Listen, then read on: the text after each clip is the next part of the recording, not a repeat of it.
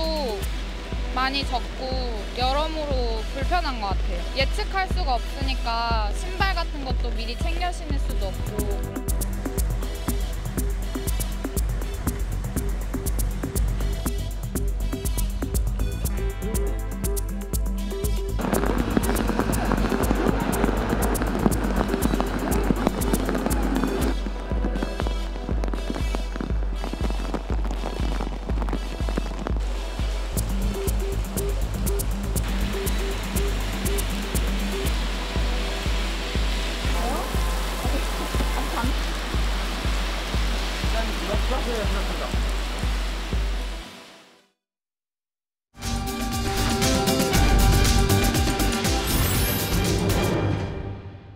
자, 오늘 있었던 차관 인선, 그중에서도 장미란 교수에 대한 차관 인선, 이 얘기 좀 오늘 해보겠습니다. 많은 분들이 오늘 참 이 얘기 많이 하시더군요.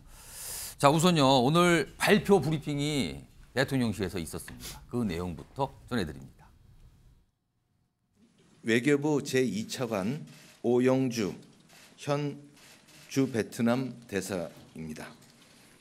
통일부 차관은 문승현 현 주 태국 대사입니다. 문화체육관광부 제2차관은 장미란 현 용인대 체육학과 교수입니다. 내정자들은 7월 3일자로 임명될 예정입니다. 자, 저 얘기를 들으면서 말하면서 깜짝 놀랐죠. 아, 장미란 선수? 장미란 지금 교수죠. 용인대 교수 계시는데 아, 차관으로 임명이 됐구나. 이런 생각들을 많이 하셨을 것 같은데요. 자, 그럼요. 장미란 교수의 과거 선수 시절부터 그 이후에 여러 가지 활동들이 있었거든요. 그 내용을 영상으로 좀 정리해서 묶었습니다. 확인해 보시죠.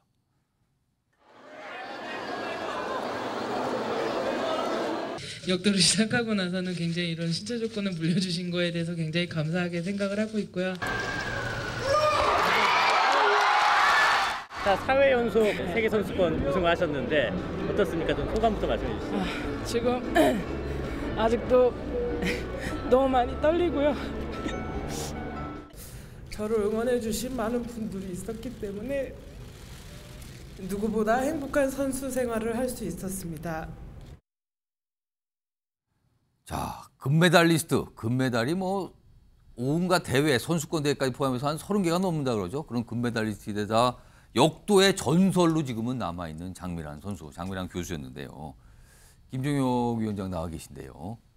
오늘 이 인선, 장미란 선수에 좀 한정해 보면요. 이거 어떻게 좀 평가하실까요? 주변에서 사람들 말을 많이 들었는데요. 예. 다들 되게 행복해 하시더라고요. 아, 좋아한다. 네, 너무 좋아하시더라고요. 그리고 심지어는 오늘 아침에 이제 그 민주당의 박성준 대변인이라고 다른 방송에서 만났는데 예. 그때는 아직 공식 발표하기도 전인데 박성준 대변인도 그거 굉장히 잘된 인사 같다 이렇게 말씀을 하시는데 저는 특별히 행복합니다. 왜냐하면 이 장미란 선수가 예. 제가 이제 고양시의 정치인인데 예. 그 고양시에 가면 장미란 체육관이 있습니다. 아, 그곳에요? 예, 어떻게 보면 이제 우리나라에서 하나밖에 없는 역도 전용 체육관이에요. 근데 장미란 선수의 이름을 딴 체육관. 그렇습니다. 장미란 선수를 위해서 지어준 거예요, 고양시가. 왜냐하면 이제 처음에 원래 고향은 원주잖아요. 예. 그런데 이제 2004년부터 고양시에서 스카웃을 해서 지금 이제 역도 협회장을 하고 있는 최성룡 감독님. 예. 이분이 그때 고양시에 계셨는데 그분이 이제 장미란 선수가 어디 갈 데가 없다고 한다 하면서 스카웃을 해온 거예요. 그랬더니 그때 이제 강현석 시장님이 전폭적으로 지원을 해주자 이렇게 얘기를 해서 그때부터 이제 승승장구했던 거죠. 고양시 소속 선수가 되면서 활동을 한 거다. 그거네요, 그러면. 그렇습니다. 그래서 2004년에 보면 이제 은메달, 그다음에 2008년에 베이징에서 금메달. 예. 그 보면 이제 세계 선수권 대회에서 연속 우승을 했죠. 예. 올림픽에서 메달을 줄줄이 땄죠. 예. 아시안 게임에서 또 금메달 땄죠. 그래서 어떻게 보면 그랜드슬램을 달성한 그런 선수인데 무엇보다 저는 깜짝 놀란 게 이 체육인 장미란과 교수 장미란이 이렇게 다를 수 있나? 아, 다릅니까? 다르죠. 왜냐면 체육인일 때는 예. 사실은 장미란 선수가 말도 잘 안 하고 그랬는데 나중에 이제 교수가 됐어요. 예. 해외 유학도 다녀왔습니다. 예. 다녀와서 그때부터 어디 방송에 나오고 인터뷰하는 거 보면요.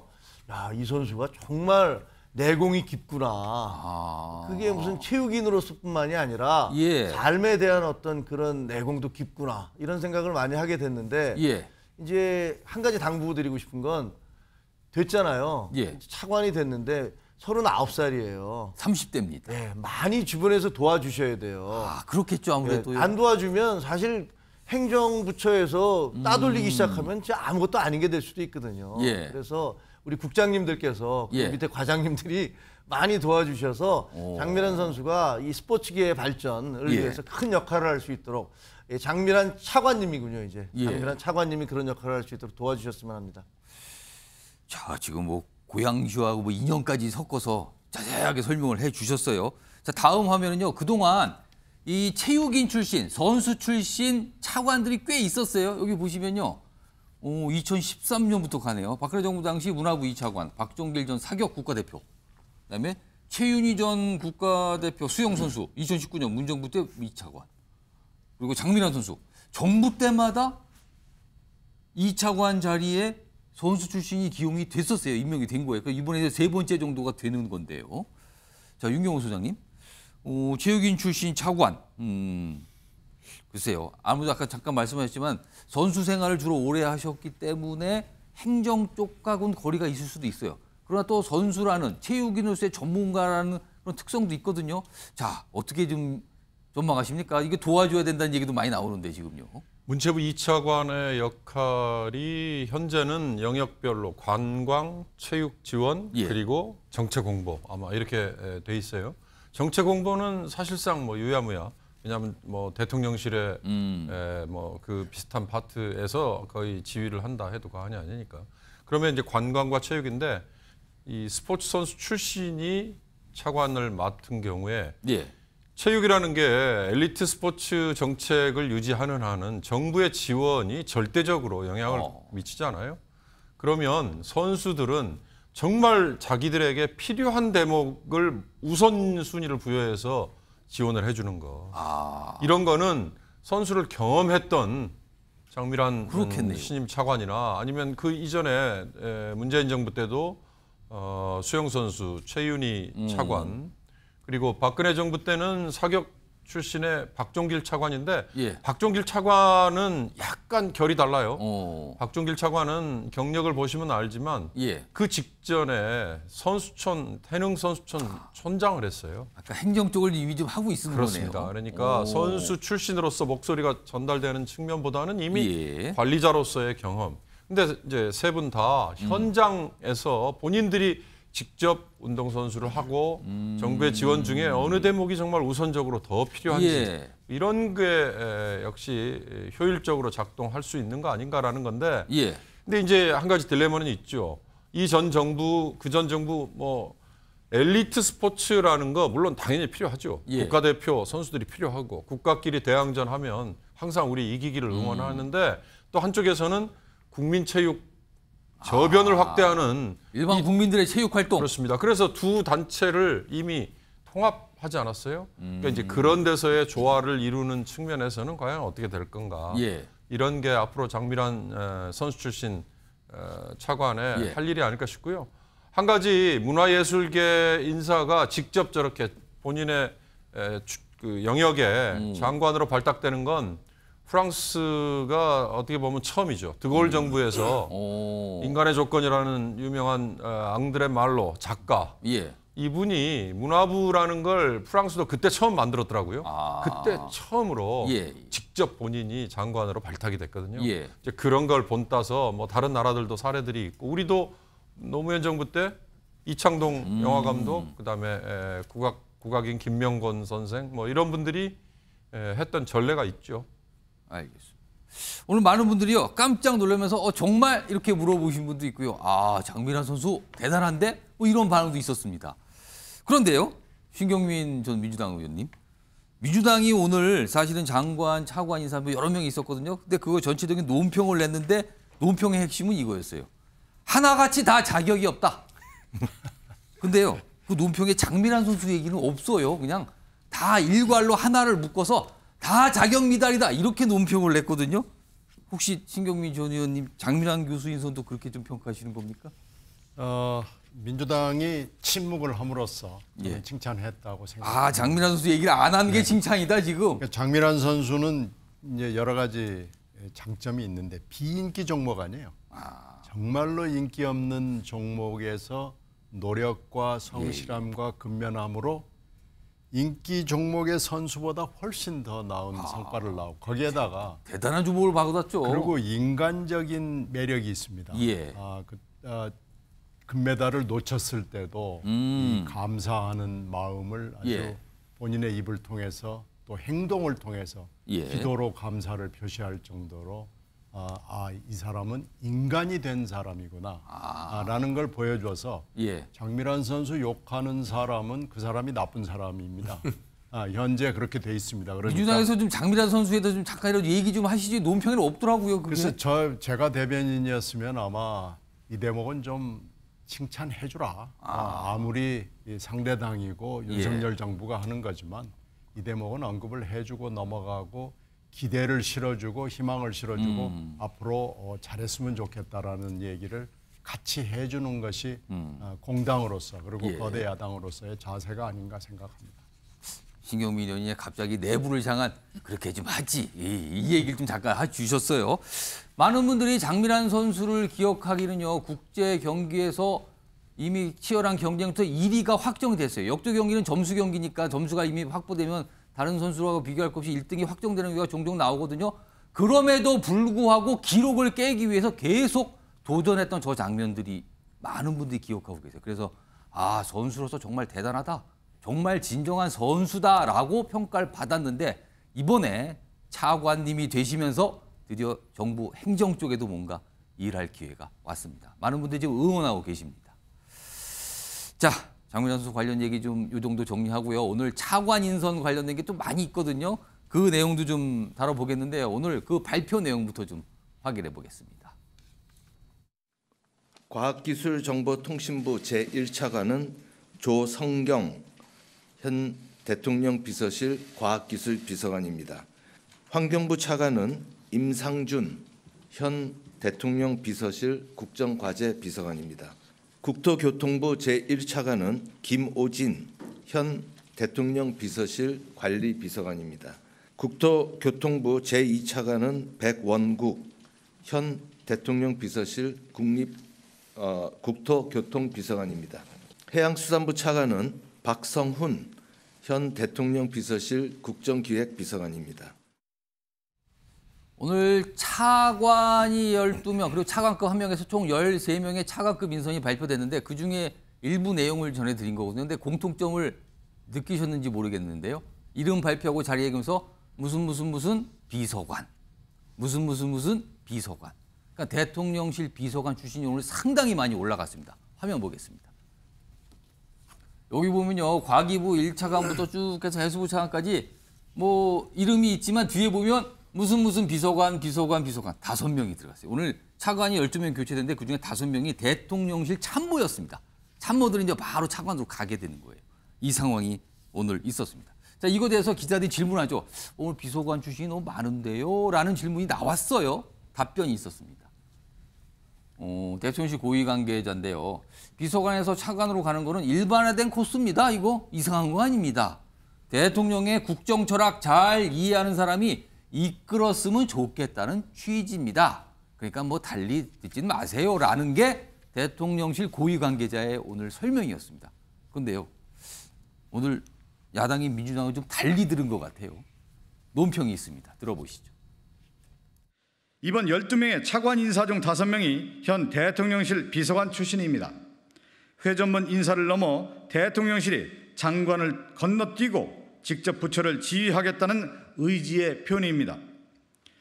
대한민국 정부를 일개 검찰청 운영하듯 운영하겠다는 것입니까? 장관은 결재만 하는 허수아비로 전락하고 부처는 실세 차관들을 통해 대통령실의 하명을 실행하게 될 것입니다. 대통령실 관계자의 설명하고 지금 야당의 반응이 완전히 다르네요. 뭐 그 끝에 있습니다, 지금요. 윤기찬 국민의힘 법률위 부위원장 나와 계신데요.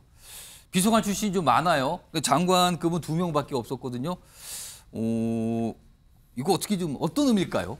어떻게 보십니까? 근데 박성준 의원님 말씀에 따르더라도 이상할 게 하나도 없어요. 오. 근데 이전에 전 정부에서 있었던 인사처럼 국회의장 출신을 총리에 임명하는 거와 다르잖아요. 이거는. 그러니까 뭐 권력 분립을 지켜야 되는 그 기관끼리의 인사가 아니고 어차피 정책을 청와대에서 입안을 하게 되면 그 정책 집행은 각 장관들이 하는 거잖아요. 예. 그러니까 입안한 사람들 참모 중에 하나 가서 정책 집행에 관여한다는 것이 뭐가 이상한지 모르겠어요.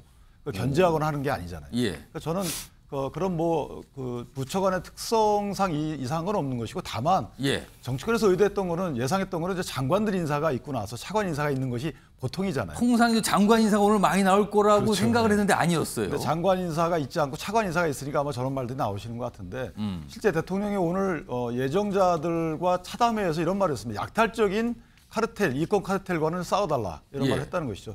그런데 대통령이 얻어들은 정보들에 의하면 추측컨대 분명히 아마 이 공무원들 입장에서 보면 원래 직업 공무원 제도를 도입한 것이 정치적인 중립성, 그러니까 정권이 누가 되든지 간에 예. 영속적인 공무원 생활을 해라 국가를 위해서 이렇게 이런 것들을 위해서 직업 공무원 제도를 도입을 했는데 이거 정권이 바뀌면서 이제 사실상 줄을 서는 공무원들도 없잖아 있는 것이고요.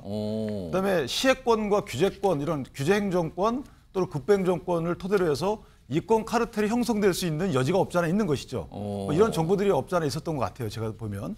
그렇다면 그러니까 청와대에서 있었던 용산에 있었던 분들이 가서 그 복지부동의 공무원 문화를 좀 바꾸고 혼내줘라 그 뜻입니까? 좀 가서 만약에 잘못했으면 본인들의 어떤 권한을 갖고 국민들을 위해 쓰는 것이 아니고 본인들의 주머니를 챙기거나 또는 본인들과 가까운 사람들의 주머니를 채워주거나 이런 일들이 있으면 안 되는 거잖아요. 이것은 직업공무원 제도에 반하는 거기 때문에 저는 개인적으로 이런 복지부동이나 또 이권 카르텔이 있으면 이런 것들을 좀 혁파하거나 좀 추동시키자 이런 취지에서 이런 인사를 했던 것 같고 또 하나 말씀드린다 그러면 사실 뭐 의석구도 하에 시행령 법률을 제정하기 어려우니까 시행령 정치를 하듯이 이거 똑같이 장관 바꾸기 어려우니까 아마 차관을 바꿔서 대통령 의중을 반영한 국정을 펴는 것도 있는 것 같고 또 하나는 장관들이 곧 바뀌기 전에 차관들이 가서 정책의 연속성상을 이어주는 어떤 다리 역할을 하는 그런 취지의 준비 과정일 수도 있다. 그렇죠. 인사일 수도 있다. 뭐 이런 여러 가지 생각이 듭니다.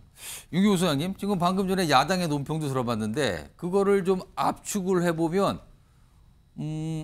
장관보다 차관이 입김이 센 왕차관들이 내려간 거 아닙니까? 이 시각 같아요, 지금 야당은요. 이거 어떻게 보십니까? 아니, 특히 청와대에서 대통령실에서 근무했던 전 비서관들의 자리가 무슨 국정과제비서관, 국정기획비서관, 그다음에 관리비서관 이런 자리예요. 근데 이제 이런 비서관들이 내려간 데가 국토부, 그다음에 환경부, 해수부 이러잖아요. 뭐 국토부야 원희룡 장관이라는 뭐 자칭 타칭 실세가 있긴 하지만 환경부나 해수부는 정말 실세 차관이라는 얘기가 나오는 거 아니야? 이런 오해받을 수 있죠. 근데 이제 두 군데 다 사실 현안이 있긴 해요. 후쿠시마 오염수라든지 뭐 이런 거 방류 이후에 그러네요. 뭐 환경부나 해수부가 가장 앞서 나서서 직접적 관련 부처네요. 뭔가 적극적인 설명, 해명 뭐 이런 것도 해야 되고 국민 설득도 해야 되고 또 일본산 수산물 수입 문제 뭐 이런 게 이제 또 논란이 되면 적극적으로 몸받쳐서라도 나서야 되고 이제 그런 거 아니냐 이런 건데 전반적으로 아까 대통령실 관계자의 얘기 있죠. 뭐 대통령실 비서관에서 차관으로 가는 거 일반적인 코스다. 물론 정통 공무원들 흔히 말하는 늘공은 맞아요. 그런데 대통령실에 가서 1년여 이렇게 대통령 주변에서 눈도장을 찍었다고 표현하는 거 너무 속된지 모릅니다만 그러고 나면 전혀 본인의 전공과 무관한 어느 부처든지 간에 이렇게 내려간다. 이 얘기는요. 이건 공무원 사회에는 어마어마한 아마 사인이 될 거예요. 좀 심하게 얘기하면 정말 국정 철학이라는 얘기 했잖아요. 국정 철학에 코드를 맞추지 않으면 설당이 없다. 뭐 이런 거에 대한 강력한 사인 이런 거고요. 또 하나는 이제 야당 쪽이나 아니면 일부 상당히 비판적인 시각 중에 대통령이 지금 국정 운영을 대통령으로서의 통치를 검찰총장 하듯이 하는 거 아니야? 이런 얘기를 해요. 무슨 얘기냐? 장관들보다는 오히려 차관들을 본인이 직접 부리던 비서관 출신의 차관들을 각 부처에 보내서 직접 지휘를 하겠다. 이게 검찰총장이 그러잖아요. 각 지검의 지검장들이 일반 형사 사건이나 잡스러운 사건들은 그냥 하지만 공안이라든지 아니면 뭐 특수 사건이라든지 중요한 사안은 대검에 있는 해당 참모들에게 다 보고를 하잖아요. 그리고 검찰총장이 직접 지시를 받는 게 많죠. 그런데 그걸 각 지검장들을 통하는 게 아니라 지검에 있는 차장들과 직거래를 하려는 거 아니야라는 비판 이런 거를 글쎄요. 이거 뭐 에이 말도 안 된다라고만 얘기할 게 아니라 앞으로 결국 대통령이 정말 그런 비판에 조금이라도 틀에 맞춰서 거 봐라라고 얘기되는 꼬투리를 안 잡히도록 해나가는 게 저는 중요하지 않을까 싶습니다. 자, 일단 비서관 출신이 좀 도드라지게 보이죠. 5명이나 포함됐으니까요. 그리고 보면은 여기 보면 이 대통령실에서 담당했던 게 국정과제, 관리, 뭐 약간 국정기획, 약간 뭔가 범위가 넓은 분야들을 담당했던 비서관들이 특정 부처 이제 차관들로 갔다. 뭐 이런 점을 아주 야당을 좀 주목하고 있는 것 같아요. 자, 이런 가운데요. 김종혁 위원장께는요. 오늘 장관 인선이 2명이 있었는데 특히 이제 권영세 통일부 장관이 이제 정부에서 빠졌거든요. 그 의원심으로 돌아가게 되는 건데 같이 갔던 원희룡 장관, 원희룡 국토부 장관, 사실 대선 주자급 정치인이잖아요. 근데 이번에 오늘 인선에는 빠졌어요. 글쎄요, 이게 나중에 또 있을지 모르겠는데 그 인선이 얘기가 나온 것과 동시에 오늘 차관 인선 중에서 국토부 1차관, 2차관이 다 교체가 됐습니다. 이거 뭘까요? 이게 무슨 의미일까요? 아니면 의미가 없는 걸까요? 이거 어떻게 보십니까? 그러니까 뭐 제가 보기에는요. 그 여기 원희룡, 박진, 추경호 저 세 분 다 그리고 여기 어떻게 보면 박민식 우리 보훈처 보훈부 장관 이분들 결국은 다 총선에 나가지 않을까 싶어요. 아, 그럼 이게 시점의 문제일 뿐이다? 네, 저는 그냥 시차의 문제라고 생각을 합니다. 그리고 지금 당장 그 원희룡 장관, 박진 장관, 추경호 장관 해야 될 일이 많이 있어요. 왜냐면 경제 상황 지금 저희가 이제 바닥을 치면서 조금씩 올라가고 있는 그런 과정이잖아요. 추경호 장관으로서도 이 경제를 정상화시켜야 된다라는 그런 굉장히 무거운 짐을 갖고 있는 거고. 일하다 말고 지금 나올 수가 없다? 네, 그렇죠. 지금 바꾸면은 사실은 청문회 때문에 얼마나 많이 이게 또 야당이 지금 여야 대결이 아주 극한 상황인데 이 청문회 하느라고 아마 엉망진창되고 만신창이가 될 가능성이 있잖아요. 그리고 박진 장관 같은 경우도 박진 장관 지금 예를 들면 북핵 문제라든가 북핵 문제라든가 한일, 한미 그리고 한중. 네, 한중. 그다음에 저 인도라든가 인도 태평양 쪽으로 어떻게 해야 될지 굉장히 활발하게 움직이고 있기 때문에 박진 장관도 지금 미션, 그러니까 임무가 있단 말이에요. 그 임무를 맞춰야 돼요.